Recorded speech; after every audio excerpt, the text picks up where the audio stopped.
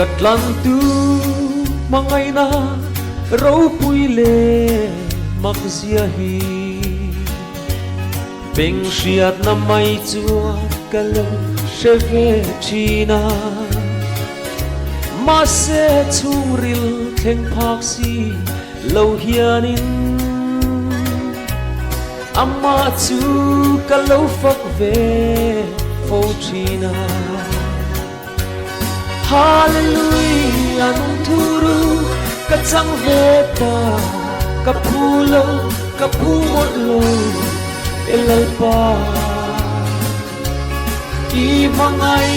na ro pui to nei lo chua lali suwa king min lo puan ta si ming thar min vua ta e mangai ti in min ko afa vua in kalo om ve ta thiang lim thei lo chu thiang lim min vua in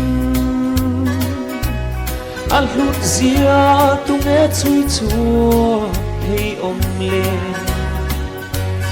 hallelujah nung thuru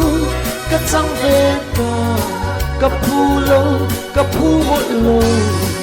elal pa i mangai na ro pui to nei lo chua lali suwa king min lo puan ta si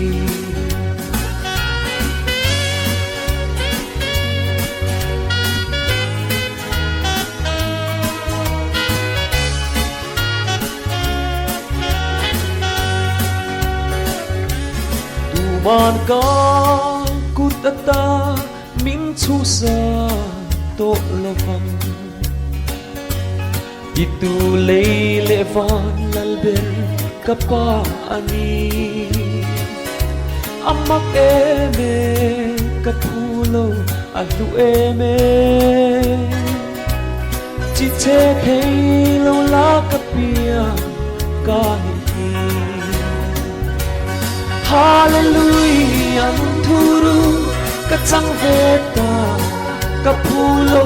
ka phu một lối elal pa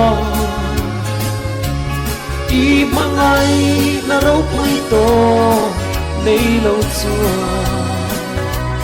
lal i suwa king min lo puan ta si ka khwal zin na ram ka chua san hun a chuanin lak let nge tur nun thuru kol tu ta na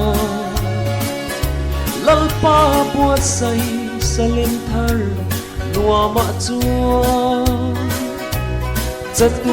chatuan himin kan leng to ang hallelujah thuru ka chang ve ta ka phulo ka phu một lối elal pa i mangai na ro pui to nei lo chua